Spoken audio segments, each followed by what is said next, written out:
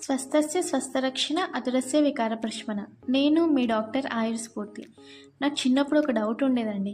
కాకరకాయ ఎక్కువ చేదు ఉంటుందా, లేకపోతే వేపాకు ఎక్కువ చేదు ఉంటుందా అని. నా వరకు వస్తే కాకరకాయ కర్రీ తిన్న ప్రతిసారి కాకరకాయ చేదు ఉంటుంది అని అనిపించేది.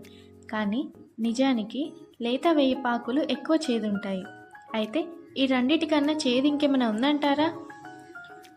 ఈ ప్రశ్నకి అవుననే జవాబు ఇవ్వాలి.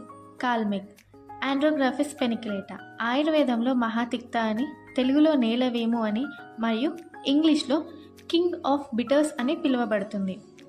అయితే దీని గురించి ఇంకో ఇంట్రెస్టింగ్ ఫ్యాక్ట్ కూడా ఉందండి. రాజస్థాన్లో చైత్రమాసంలో ఈ మొక్క ఆకులని కషాయంగా చేసి తాగుతారు. అయితే ఇలా చేయడం వలన అక్కడి ప్రజలకు చర్మ వ్యాధులు మరియు సీజనల్ డిసీజెస్ రావు అని వారి నమ్మకం. ఇది కేవలం నమ్మకం మాత్రమే కాదండోయ్, సైంటిఫిక్గా కూడా ప్రూవ్ అవ్వబడింది.